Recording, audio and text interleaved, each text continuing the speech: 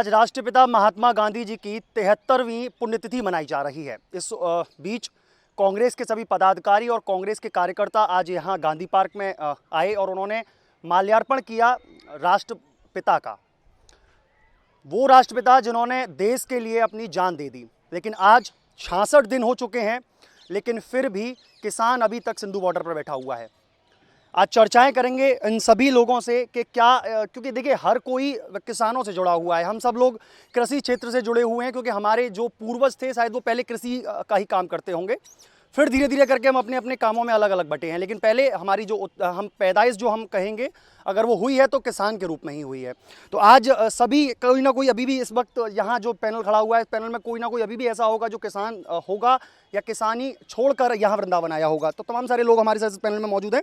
पहले तो आज जब 73वीं पुण्यतिथि है महात्मा गांधी जी की, तो उस पर चर्चा करते हैं। अध्यक्ष जी, पहले तो आज पुण्यतिथि मनाई गई है महात्मा गांधी जी की, क्या रहा और क्या कार्यक्रम था आज? देखिए, आज राष्ट्रपिता महात्मा गांधी की 73वीं पुण्यतिथि है और नगर कांग्रेस कमेटी अपने कार्यकर्ताओं के साथ गांधी पार्क में या गांधी प्रतिमा के समक्ष उपस्थित है। उन पर हम लोगों ने श्रद्धासुमन अर्पित किए हैं, पुष्पांजलि की है। इसी अवसर पर हम लोगों ने गांधी विचारों पर चर्चाएं की हैं आपस में। आज से 73 वर्ष पूर्व 1948 में जब राष्ट्रपिता महात्मा गांधी की नृशंस हत्या हुई थी तो नाथूराम गॉडसे उसके पीछे था। नाथूराम गॉडसे किस विचारधारा का था ये सभी को भली भांति परिचित है, उसे बताने की आवश्यकता नहीं है। लेकिन आज जो चिंतन का विषय है वो ये कि नाथूराम गॉडसे महात्मा गांधी की विचारधारा से सहमत नहीं था। आज भी वही परिस्थिति है कि उस समय उसने अपनी असहमति की आवाज़ को राष्ट्रपिता महात्मा गांधी की हत्या के रूप में परिणित किया। आज भी वही स्थिति है। आज की सरकार, वर्तमान सरकार अपने विरोध की आवाज़ को सुनना पसंद नहीं करती, वो विरोध की आवाज़ को कुचलना पसंद करती है। उन्हीं परिस्थितियों में आज यदि हम सोचें, आज हम देखें तो हमारे कांग्रेस के कार्यकर्ताओं को सत्य और अहिंसा के मार्ग पर चलने की आवश्यकता है। सत्य और अहिंसा के मार्ग की इसलिए आवश्यकता है कि महात्मा गांधी ने इन दो हथियारों से एक ऐसे शासन की जड़ें हिला दी जिसके शासन में कभी सूर्य छिपता नहीं था। ब्रिटिश शासन की जड़ें उन्होंने हिला दी और देश के लिए आज़ादी लेके आई। आज कांग्रेस को निश्चित रूप से उन्हीं विचारों पर चलने की आवश्यकता है, गांधीवादी विचारधाराओं पर आगे बढ़ने की आवश्यकता है। और देश में जो असहिष्णुता का जो माहौल है उसकी काट भी यही है कि हमें सहन करके दिखाना है और आगे बढ़ना है। जी, किसान पिछले 66 दिन से बैठा हुआ है सिंधु बॉर्डर पर। आज 66 दिन पूरे हो चुके हैं, 66 दिन आज हो चुके हैं किसानों को। इतनी भीषण एक तो ठंड पड़ रही है, उसके बावजूद भी किसान वहाँ बैठा हुआ है। क्या कहेंगे पहले किसानों के लिए और फिर 26 जनवरी को लेकर? देखिए, सबसे पहले तो मैं उन किसान नेताओं को बधाई देना चाहूँगा कि उन्होंने अपना इतना लंबा, लगभग 66 दिन आप बता रहे हैं, लगभग 66 दिन का जो आंदोलन है और उसमें इतनी विशाल संख्या थी, उसको एकजुट रखा और बड़े शांतिपूर्ण ढंग से दिल्ली के बॉर्डर पर बैठे रहे। इतने बड़े आंदोलन को नियंत्रित करना और शांतिपूर्ण ढंग से चलाना, इसके लिए उनको साधुवाद। उन्होंने अपनी बात रखी। सरकार को उस बात पर विचार करना चाहिए था। सरकार तब जागी जब सुप्रीम कोर्ट ने हस्तक्षेप किया।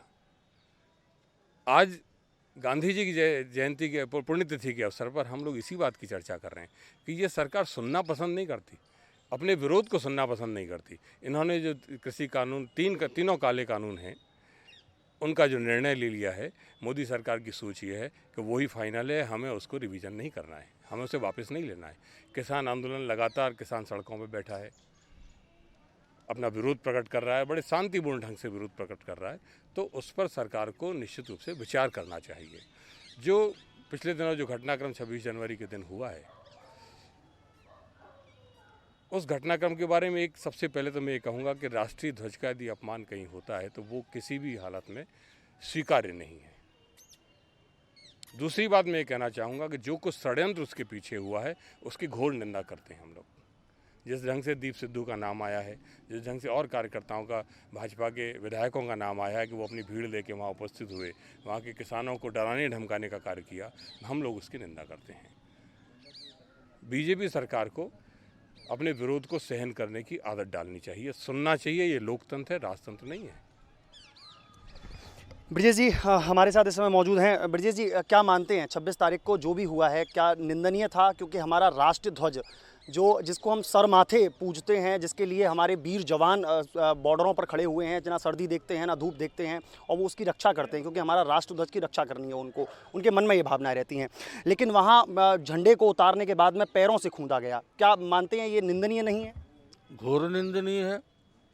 इस झंडे के पीछे तो हमारे पूर्वजों ने अपना बलिदान दिया है। आज जिनकी हम पुण्यतिथि मना रहे हैं, उन्होंने इस झंडे की आन बान शान के लिए सब कुछ न्यौछावर किया था। और जिसने भी ये कार्य किया है उस पर अब तक देशद्रोह का मामला क्यों नहीं दर्ज हुआ? उसको तो उसी समय शूट आउट कर देना चाहिए था, उसी समय गोली मार देनी चाहिए थी। जिस लाल किले में एक आदमी को घुसने की अनुमति नहीं है, वहाँ इतने आदमी कैसे घुस गए, ये भी एक प्रश्न चिन्ह है। इसलिए जिसने भी ये किया है, घोर निंदनीय शब्द भी उसके लिए थोड़ा है। ब्रजेश जी आप इस चीज़ का आप दोषी किसे मानते हैं? नज़रिया किस तरीके से देखते हैं? क्या इसमें किसान दोषी है, या जो अन्य कार्यकर्ता जो लोग वहाँ पे प्रवेश किए थे वो दोषी हैं, या कौन दोषी मानते हैं आप इसको? देखिए, किसान तो कभी भी देश का हित नहीं चाहता। वो धरती पुत्र है और इस धरती से सबको अन्न देता है, तो किसान ऐसा घृणित कार्य कभी नहीं करेगा। ये तो सोचना भी हमारे लिए एक पाप के समान है। परंतु जिन लोगों ने किया है वो वास्तव में भारतीय नहीं है, और जब वो भारतीय नहीं है तो उनको बख्शा क्यों जा रहा है? वो कहाँ छुपे हैं? आज कितने दिन हो गए? आज एक हिंदुस्तान का हमारी आन बान सा, जिसको हम सैल्यूट देते हैं, सुबह शाम उसको नमन करते हैं, उस तिरंगे को, इसके लिए हम बलिदान होते आए और होते रहेंगे, और उनको कैसे छोड़ा गया? अब तक तो उनको शूट आउट कर देना चाहिए, फांसी पर लटका देना चाहिए। किसान इसमें कहीं दोषी नहीं है। कुछ उपद्रवी तत्व है, चिन्हित हों और चिन्हित होंगे, उनको कर देना चाहिए। सोहन सिंह जी एक सवाल उठता है, इतनी सिक्योरिटी जो कि लाल किले पर रहती थी, वहाँ पर सीसीटीवी कैमरे, तमाम सारी सिक्योरिटी वहाँ मौजूद थी, पुलिस बल वहाँ मौजूद था, उसके बाद में इतना निंदनीय कार्य हुआ। आप किस नज़रिए से देखते हैं इस कार्य को, और इसका दोषी किसे मानते हैं? क्योंकि देखिए अब किसान, कहूँ कि किसान अगर करता है तो किसान को हम अन्नदाता कहते हैं, हमारे देश का अन्नदाता है किसान, एक पदवी देते हैं हम उसको अन्नदाता की। लेकिन क्या वो है ऐसा करेगा, या फिर ये बाहरी लोग हैं जो इस पूरे षड्यंत्र को रच रहे हैं? ये राजनीति एक रोटी सेकने जैसा कुछ है? देखिए, जो है आज जिस तरह की 26 जनवरी की जो घटना है, वो एक साजिशन, सोची समझी रणनीति के तहत किसानों को बदनाम करने की सरकार की मानसिकता हो सकती है। क्योंकि सरकार का मैं इसलिए कह रहा हूँ कि किसान वर्तमान में 60 दिन से अधिक समय हो गया है, और इस ठंड में, भीषण ठंड में, वो बराबर अपनी मांगों को लेकर खुले में सड़कों पर धरना दे रहा है। जब सरकार ने देखा कि किसान जो वार्ता का दौर सरकार ने शुरू किया था, वो दरअसल में वो नाटक था कि देश की जनता को ये लगे कि सरकार झुकने को तैयार है, किसानों के हित में है। मैं एक सवाल ये पूछना चाहता हूँ, जहाँ तक विधेयक की बात है, कि किसानों के हित में सरकार कहती है कि हम विधेयक लेके आए, और किसानों को वो विधेयक मंजूर नहीं है, तो सरकार की ऐसी क्या मजबूरियां हैं कि वो इन विधेयकों को लेकर के अड़ी हुई है? जब किसान नहीं चाहते हैं ये विधेयक, उनके लिए, उनको लगता है कि वो हानिकारक हैं, तो सरकार उनको वापस ले ले। सुप्रीम कोर्ट में भी ये मामला गया, सुप्रीम कोर्ट ने भी ये फिलहाल उस पर अमल करने से रोक लगा दी है। आप सरकार भी कई मुद्दों पर उसमें संशोधन करने को तैयार है, तो फिर सरकार की ऐसी क्या मजबूरी है? पहले 3 विधेयक वापस ले ले, उसके बाद देश की जनता से और या किसानों से वार्ता करे। अगर ये देखिए, कोई चीज़ बड़ी चीज़ नहीं है कि सरकार फिर विधेयक को ला सकती है, लेकिन ये है कि अगर उनका मान सम्मान, हमारे किसान, हमारा जो अन्नदाता है, आज अगर वो, ये देखिए कितनी दुखद शर्म की बात है कि 120 लोगों ने इस किसान आंदोलन में शहादत दी है। 120 लोग जो है, इन जो हमारे अन्नदाता हैं, उन्होंने इस किसान आंदोलन में शहादत दी है। सरकार को सोचना चाहिए कि छोटे मोटे जो हथकंडे हैं जिस तरह से, और देखिए एक तरफ ये कहा जा रहा है कि जो लाल किले पर राष्ट्रीय झंडा लगा है उसको छुआ तक नहीं है, तो फिर झंडे को कुचलने की बात कहाँ से आ गई? और फिर सरकार को ये चाहिए कि वो ये जो उसकी जांच की जानी चाहिए कि ये दीप सिंधु है कौन। तमाम आपके मीडिया के भाइयों ने टीवी चैनलों पर दिखाया है कि प्रधानमंत्री जी के साथ वो बैठा हुआ है, अमित शाह जी के साथ वो बैठा हुआ है, भारतीय जनता पार्टी के नेताओं के साथ ही उसके संबंध, उसके विद फोटोग्राफ्स आपके चैनलों के द्वारा ही दिखाया गया है, और उसके द्वारा ही वो जो केसरिया ध्वजा वहाँ लाल किले पर फहराई गई है, तो उसकी जांच होनी चाहिए ना कि उसके साथ साथ और कौन लोग हैं। अच्छा, अभी बलराम जी एक बात और मैं आपसे कहना चाहूँगा कि इससे पिछली रात की घटना है, गाजियाबाद के भाजपा के विधायक मानव चंद गुर्जर जी सैकड़ों क्षेत्रीय जनता को अपने साथ लेकर के किसानों को धमका रहे थे, उनको फांसी देने की बात कर रहे थे। आप इस तरह का लोकतंत्र में जो निम्न स्तर इस सरकार के द्वारा लोकतंत्र को कुचलने के लिए जो हथकंडे अपनाए गए, हम उसकी बहुत निंदा करते हैं कि देश के अंदर हर व्यक्ति को अपनी बात कहने की आज़ादी है, और जब भी विपक्ष में सरकारें, जब कांग्रेस सत्ता में रहती थी, तो इन्हीं भारतीय जनता पार्टी ने किस तरह के आंदोलन किए थे, तो पहले ही अपने गिरेवा में झांकें, तब वो किसानों के बारे में कुछ कहें। अच्छा सोहन जी, एक सवाल मेरा, अगर इस पूरे पैनल को देखा जाए तो वहाँ पुलिसकर्मियों को पीटा भी गया था, लाठी और डंडे से वो पथराव तक किए गए थे, काफ़ी पीटा गया था पुलिसकर्मियों को। अगर आप बीजेपी के ऊपर धरते हैं कि बीजेपी द्वारा ये पूरा कृत्य किया गया है, तो वो लोग कौन थे जिन्होंने पुलिस को पीटा? वो लोग कौन थे जिन्होंने ईंटें फेंकी हैं, जिन्होंने बैरिकेडिंग तोड़ी हैं, जिन्होंने पूरा लाल किले की जो सिक्योरिटी है उसको तोड़ा है? वो लोग कौन थे फिर? देखिए बलराम जी, बहुत अच्छा आपने सवाल किया। गणतंत्र दिवस के दिन हमारी भारत की राजधानी दिल्ली में, और जहां राष्ट्रपति जी से लेकर के प्रधानमंत्री और तमाम कैबिनेट मंत्रियों के द्वारा और तमाम वीआईपीज़ वहां इकट्ठी होती हैं, सेना के भी वहां पर प्रदर्शन करती है, ऐसी हाई सिक्योरिटी में इतना बड़ा आंदोलन इतने बड़े हजूम के साथ उन्होंने वो रूट डाइवर्ट कर लेते हैं, ये सरकार का फेलियर नहीं है, या सरकार ने जानबूझकर फिर अपने आप को फेलियर किया ताकि हम किसानों को बदनाम कर सकें? ये जहाँ तक पुलिस वालों की आप घायल होने की और उसकी बात है, निश्चित रूप से अगर आज किसी झुंड में 100 कार्यकर्ता अगर भारतीय जनता पार्टी उस झुंड में शामिल करा कर की, तो निश्चित रूप से ये है कि जो नौजवान हैं जो किसानों के उस कार्यक्रम में थे, तो वो भी उस और सोचते हैं कि ये भी शायद हमारे ही साथी होंगे, तो वो उनके साथ भीड़ में चले गए। फिर वो वहाँ पर जो है पुलिस के द्वारा जो सिक्योरिटी सिस्टम को इतना ढीला कर दिया गया कि वो लाल किले तक पहुँच गए। मैं तो निश्चित रूप से ये आरोप सरकार पर लगाता हूँ कि इतनी हाई सिक्योरिटी, जहाँ परिंदा भी पैर नहीं मार सकता हो, वहाँ आप लाल किले तक ये जुलूस के रूप में पहुँच जाते हैं, और फिर वहाँ पर लाल किले पर चढ़कर केसरिया झंडा लगाया जाता है।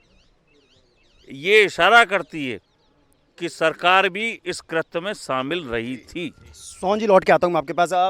विपक्ष की अगर बात करें तो क्या विपक्ष इतना कमज़ोर है कि विरोध प्रदर्शन नहीं कर पा रहा है इन लोगों के खिलाफ? अगर आप कह रहे हैं सीधे सीधे तौर पर अगर बीजेपी द्वारा ये पूरा षड्यंत्र रचा गया था, तो अगर षड्यंत्र रचा गया था तो उस पर विपक्ष क्यों चुप है? अभी तक चुप्पी क्यों बांधे हुआ है विपक्ष? देखिए, भाजपा सरकार तो ये चाहती है कि इस आंदोलन की बात जो है विपक्षी पार्टियों पर रख दी जाए। वो तो ये चाहती है कि ये आंदोलन किसानों का आंदोलन नहीं है, वो तो हमेशा से इस बात के प्रयास में रही है कि ये विपक्षियों का काम है। तो हम कहाँ पे विरोध प्रदर्शन से पीछे हट रहे हैं? हम कहाँ पीछे हैं? क्या किसानों में कांग्रेस के लोग नहीं हैं? क्या बीजेपी के लोग नहीं हैं? वो किसानों का आंदोलन है और किसानों के आंदोलन के साथ कांग्रेस हमेशा से खड़ी है। लेकिन फिर भी अभी चुप्पी बांध साधे हुए हैं, बिल्कुल ना राहुल जी का कोई बयान आया, ना कोई इसमें टिप्पणी करना चाह रहा है। ऐसा क्यों? मतलब क्या एक जो शीर्षक है, जो नरेंद्र मोदी जी हैं जो शीर्षक हैं, उनसे कोई डर की वजह से ही ऐसी चुप्पी तो नहीं है? भय कैसा कांग्रेस के ने जब ऐसे ब्रिटिश शासन के हुकूमत के खिलाफ लड़ाई लड़ी है तो डरने वाले कांग्रेसी नहीं है। कांग्रेस कभी नरेंद्र मोदी से खौफ नहीं खाती है, बल्कि नरेंद्र मोदी को खौफ है। उनको रात को दर्शन देते हैं हमारे राहुल गांधी, उनके सपने में आते हैं राहुल गांधी। रात दिन वो राहुल गांधी को लेकर परेशान रहते हैं कि राहुल गांधी ने आज क्या किया, राहुल गांधी कहाँ गए, राहुल गांधी कहाँ जा रहे हैं, राहुल गांधी क्या कर रहे हैं, राहुल गांधी क्या स्टेटमेंट दे रहे हैं। नरेंद्र मोदी और उनकी टीम लगातार इसी काम में लगी रहती है। खौफ तो भाजपा की सरकार को है, कांग्रेस की खौफ में नहीं है। अच्छा, अब एक चीज़ बताइए मुझे, ठीक है खौफ बीजेपी की सरकार में है, लेकिन क्यों विपक्ष इस ओर अग्रसर नहीं होता है? क्यों विपक्ष इसकी कटाक्ष क्यों नहीं करता है? जब अगर देखा जाए कांग्रेस सत्ता में थी तो बीजेपी ने बहुत अच्छा प्रदर्शन किया, विरोध करती थी हर चीज़ पर। इस अगर देखा जाए तो 5 और 2 7 साल करीब इस सरकार को हो चुके हैं। 7 साल में 2 ऐसे बिल आए हैं जिस पर पूर्णतः देश ने विरोध किया है। सबसे पहले सीएए और अब ये किसान बिल। इन 2 पे विरोध प्रदर्शन बहुत हैवी हुआ है, बहुत ऊपरली तक गया है ये विरोध प्रदर्शन। तो अब इसको देखने के बाद में क्या मानते हैं कि विपक्ष बिल्कुल ढीला पड़ा हुआ है? विपक्ष कहीं ढीला नहीं है। या विपक्ष के पास में कोई एक शीर्षक नहीं है? विपक्ष कहीं ढीला नहीं है। जिस समय सीएए का विरोध हो रहा था तो जनता को क्या है, जनता मतलब विपक्ष, जनता मतलब जो आदमी किसी के खिलाफ बोल रहा है वही विपक्ष है, और जो असत्यता है वो जनता देख रही है, और उसी के सीएए का उन्होंने विरोध किया। आज किसान आंदोलन है, विपक्ष है। किसान आंदोलन स्वीकार, किसानों को ये बिल स्वीकार नहीं है, आप जबरदस्ती क्यों उसको ऊपर टेल रहे हैं? तो ये विपक्ष ही है। विपक्ष क्या होता है? यही विपक्ष होता है। रही कांग्रेस की बात, इस समय देश की ग्रोथ गिरी हुई है, कहीं कुछ नहीं है। अभी जन आंदोलन होता है, जिस तरीके से कोई रोजी रोटी कमाने लगा है, कांग्रेस हमेशा जनता के हित में सोचती है। कोई जन आंदोलन करके अभी 2 दिन से रोटियां चलने लगी हैं, उस पर भी कटा के आ जाए तो कांग्रेस को कष्ट होगा। कांग्रेस ने हमेशा जनहित के बारे में, आज 70 साल में जिनका ये आज प्रदर्शन कर रहे हैं वो सब कुछ को कांग्रेस की देन है। आज एक तुम पर किसान आंदोलन समाप्त नहीं हो पा रहा है। जिस तरीके से कोर्ट में तारीख पे तारीख चलती हैं, 26 जनवरी की नौबत ही नहीं आती। ये मामला कब का ख़त्म हो जाना चाहिए था? जब सुप्रीम कोर्ट आपको इशारा दे रहा है कि इसको छोड़िए तो उसको छोड़ देना चाहिए था। बिल्कुल। सोहन जी, आप क्या मानते हैं किस तरीके से अब सरकार को क्या निर्णय लेना चाहिए? क्योंकि देखिए ये आंदोलन खत्म होने वाला नहीं है। किसान एक तरफ ये कह रहे हैं कि नहीं, हम तो पूरी तैयारी कर आए हैं और अब हम तो 25 तक या 35 तक बैठेंगे। तो क्या मानते हैं कि सरकार को इस समय निर्णय क्या लेना चाहिए? क्या सद्बुद्धि सरकार को भगवान को देनी चाहिए कि वो जल्द से जल्द इस जो प्रकरण है, जो किसान आंदोलन जो चल रहा है, इसको जल्द से जल्द खत्म कराया जाए? देखिए बलराम जी, सबसे पहले भाई ब्रजेश गली वालों से आपने एक क्वेश्चन किया था कि कांग्रेस आंदोलन क्यों नहीं कर रही है। आप ये देखिए कि हर जनपद में, पूरे देश में कांग्रेस हर मुद्दे, जनता से जुड़े हर मुद्दों पर विरोध कर रही है। वैसे सोहन जी, मैं आपको बताऊं, मैंने केवल कांग्रेस के ऊपर कटाक्ष नहीं किया है, मैं विपक्ष की बात कर रहा हूं। चाहे वो सपा हो, बसपा हो, बहुजन, कोई भी हो, चाहे वो कांग्रेस हो, मैं सबकी बात कर रहा हूं, विपक्ष की बात कर रहा हूं। तो विपक्ष में केवल कांग्रेस नहीं आती है, सब आती हैं। तो मैं विपक्ष के पास क्या ऐसा कोई शीर्षक नहीं है, मैं ये पूछ रहा था। मैं ये कह रहा था बलराम जी, आप देखिए पूरे देश के अंदर मैं आपको बताता हूं कि आज पूरे देश में सरकार का विरोध कर कौन रहा है? सिर्फ कांग्रेस के अलावा सभी पार्टियां या तो सीबीआई के डर से या ईडी के डर से जो भी बोलता है वो सरकार उसको दबा देती है। वही तो कह रहा था, क्या ऐसा एक डर है, भय है विपक्ष? आप ये देखिए कि सोनिया जी और हमारे नेता राहुल गांधी जी पर एफआईआर करने के बावजूद भी वो डरे नहीं। उन पर एफआईआर ये सिद्ध करती थी कि मोदी सरकार उनको दबाव में लेने की कोशिश थी। एफआईआर आज तक क्या हुआ? 2014 के इलेक्शन में आपने देखा होगा कि वाड्रा जी को दिन में कम से कम 8 बार वो ईडी बुलाया करता था, लेकिन आज 2014 से लेके 2021 आने वाले कल परसों से शुरू हो जाएगी, क्या हुआ उस वाड्रा जी का? बराबर हो गया। तो आज ये सरकार सिर्फ विरोध को दबाने पर तुली हुई है। हमारे जो प्रदेश अध्यक्ष हैं अजय कुमार लल्लू जी, सैकड़ों बार इस सरकार ने जेल में ठूंसा है उनको। हमारे तमाम प्रदेश के जो है बड़े नेता, जिले के शहर अध्यक्ष, जिले के अध्यक्ष, हर कार्यकर्ता को इन्होंने जेलों में उनके खिलाफ मुकदमे कायम किए। हर जगह इनकी यही नहीं पता लगती। पहले हम सुनते थे कि केवल दिवाली और होली पर धारा 144 लगती थी, लेकिन अब तो जो है वो महीने में पता लगा कि 20 दिन जनपद में धारा 144 लगी हुई है। आप लेते हैं कोई भी सरकार जनता आंदोलन करती है या राजनीतिक दल आंदोलन करते हैं, उनके खिलाफ आप FIR कर देते हैं। रोड पहले जाम नहीं होते थे क्या? आंदोलन पहले नहीं होते थे? लेकिन कभी भी किसी सरकारों ने जनता के या राजनीतिक दलों के खिलाफ, देखिए विरोध का मतलब ये नहीं है कि कोई दुश्मनी है।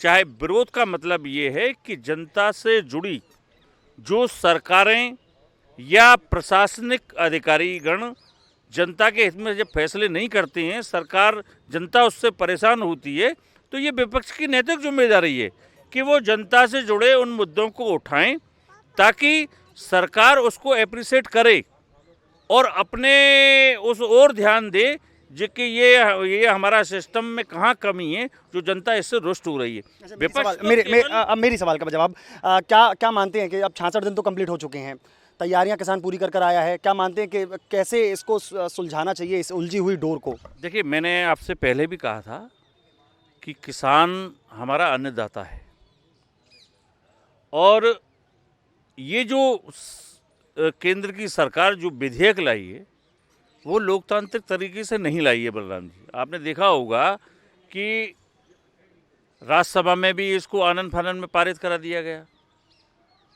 जब विपक्ष ने बहिष्कार किया था संसद का, तब आपने इस विधेयक को आप ले आए बिना पर चर्चा के। तो आपने उस समय भी जो है ये विपक्ष के बिना जो सदन में विपक्ष मौजूद नहीं था और आपने ये तीनों विधेयक सदन में पास कर दिए। आप इस विधेयक को ले आए। आज हमारा देश का अन्नदाता, मैं आपको एक बहुत बड़ी बात बताता हूं कि कोरोना काल में इकोनॉमी जहां आपके पूरे देश की ध्वस्त हो गई थी, वहीं कृषि क्षेत्र में बहुत अच्छी प्रोग्रेस हुई, जो हमारे देश की इकोनॉमी में बहुत बड़ा, कोरोना जैसी वायरस की महामारी में ये कृषि क्षेत्र ही ऐसा है, ये हमारा अन्नदाता की मेहनत का ही नतीजा है कि आज हमारे इस भीषण बीमारी में भी इस देश को आगे बढ़ाने में इन किसान और हमारे अन्नदाताओं का योगदान है। अच्छा, अन्नदाताओं का और किसानों का तो योगदान रहा, कहीं ना कहीं सरकार भी इस पे श्रेय लेती है कि हम लोगों के द्वारा GDP को स्तर किया गया था, तो क्या मानते हैं कि सरकार भी इसमें? देखिए आप हर उद्योग सेक्टर को देख लीजिए, आप जो है किसी भी एक्सपोर्ट इंपोर्ट को देख लीजिए, हर स्तर पर इस सरकार फेलियर रही है। केवल किसानों की एक बहुत बड़ी उपलब्धि, ये मैं नहीं कह रहा, ये आप सरकारी जो आंकड़े हैं जो आप जाए उसको आप देखेंगे, उस पर साफ लिखा है कि ये आज अगर देश में इस देश को आगे बढ़ाने का काम किया है तो कृषि क्षेत्र ने किया है। कृषि क्षेत्र ने ही रोजगार जो भी कुछ थोड़ा बहुत बचा था वो कृषि क्षेत्र में बढ़ाया है। और रही बात आप समाधान की आप बात करते हैं, मैं आपसे पहले भी इस पर चर्चा मैंने की है कि आप किसानों के हित में ये बिल लाए। सुप्रीम कोर्ट ने भी आपको कई बार केंद्र सरकार को फटकारा है और उन्होंने ये गाइडलाइन दी कि इनके जो विधेयक हैं उस कानून पर भी उन्होंने स्टे लगा दिया है। तो क्या दिक्कत है कि हम अपने अन्नदाताओं को खुश करने के लिए इन तीनों विधेयकों को वापस ले लें और फिर उसके बाद पुनः हम किसानों को बैठ कर के जो वार्ताएं हो रही हैं इसको जारी रखे सरकार, और किसानों के साथ वार्तालाप जारी रखे और बृहद लेवल पर जारी रखे और उनको की सहमति प्राप्त करने की कोशिश करे। लेकिन इस पर सरकार को, मोदी सरकार को इस पर प्रतिष्ठा नहीं बनानी चाहिए, क्योंकि जो भी सरकारें होती हैं वो जनता के हित में फैसले लेती हैं। ऐसी क्या मजबूरी है, ये उनको और शंका में डालता है किसानों को कि सरकार जो जिस तरह से हठधर्मी कर रही है उसका क्या कारण है? जो जो शंका है वो उस पर और मजबूती प्रदान कर रही है सरकार। तो सरकार को ये चाहिए कि देश की जनता खुशहाल रहे, हमारा अन्नदाता खुशहाल रहे, और हम अगर कोई चीज़ सरकार की अब विधेयक जनता किसानों के समझ में नहीं आ रहा है तो उसको वापस लेकर के उनकी हमदर्दी हासिल करें और फिर उनको समझाने की कोशिश करें। और अगर किसान तैयार हैं तो पुनः बिल ले आया जा सकता है। बिल्कुल। नूतन जी, आप क्या कहते हैं इस चीज़ को लेकर के, किस तरीके से उनको समझाना चाहिए कि सद्बुद्धि सरकार को मिले, जो कि सरकार किसानों की जो मांग है जिससे वो 66 दिन से हमारा अन्नदाता खुद भूखा बैठा हुआ है, तो क्या उनके लिए करना चाहिए? देखिए, सबसे पहले तो ये विचार होना चाहिए कि किसान क्यों आंदोलन कर रहा है। यदि हम उसकी बात से सहमत नहीं हैं तो उसे समझाने की कोशिश करें, और यदि उसकी बात सही है तो उसे मानने की कोशिश करें। कई बार, अच्छा नूतन जी, कई बार चर्चाएं हुई हैं, कई बार मीटिंग हो चुकी हैं किसानों के साथ में सरकार की, तो क्या वो मीटिंग में कोई निष्कर्षण नहीं निकल कर आ पाता है, या फिर वो मीटिंग केवल एक बस खाली एक ढोंग जैसा है? मीटिंग तो सिर्फ दिखावा है, और वो भी सुप्रीम कोर्ट के दबाव से है। जब सुप्रीम कोर्ट का निर्णय आ गया तो जनता में छवि बनती दिखी कि हमारी सरकार किसानों की बात नहीं सुन रही है, तो उन्होंने मीटिंग का दिखावा करना शुरू कर दिया। सरकार को ये सोचना चाहिए कि जो खुले में बैठे हैं अन्नदाता, हमारे अपने काम धाम छोड़ के बैठे हैं और विरोध प्रदर्शन कर रहे हैं, शांतिपूर्ण ढंग से कर रहे हैं, तो क्यों नहीं उनकी बात लगातार सुनी गई। मान लीजिए आप सुप्रीम कोर्ट के आदेश से इस मुद्दे पर आए कि हमें बातचीत करनी है, तो क्यों नहीं लगातार बातचीत करी। पता लगा 3-3, 4-4 दिन बाद की तारीखें दे रही हैं। जिस तरह से अदालतों में आज काम हो रहा है, उसी ढंग से इनको ये परेशान करने वाला टैक्टिक थी कि किसानों को जितना परेशान करेंगे हो सकता है धीरे धीरे इनका आंदोलन कमज़ोर हो रही अपने आप चले जाएँ और हमें इनकी मांगें स्वीकार न करनी पड़े। सरकार का ये प्रयास रहा है। अब वैसे निस्तारण क्या निकलना चाहिए इस पूरी चीज़ का? निस्तारण निश्चित रूप से काले कानून वापस होने चाहिए। काले कानूनों में जो बहुत ही गंभीर धाराएं हैं उनको तत्काल हटा लेना चाहिए सरकार को, और यदि किसान सहमत नहीं है तो काले कानून निश्चित रूप से वापस ही होने चाहिए। इसके अलावा कोई तरीका। जी बिल्कुल, तो देश की इस वक्त बस एक ही मांग है कि किसानों को कैसे भी राहत दी जाए, चाहे वह इस बिल को वापस लेकर दी जाए या फिर उस किसानों को समझाकर इस पूरे जो प्रदर्शन जो चल रहा है इसको ख़त्म कराया जाए। ऐसी अन्य खबरों को देखने के लिए जुड़े रहिए मथुरा न्यूज़ 24 के साथ। फिर मिलेंगे नई खबरों के साथ। देखते रहिए मथुरा न्यूज़ 24। अपने सहयोगी सुनील शर्मा के साथ मैं बलराम शर्मा, मथुरा न्यूज़ 24, वृंदावन।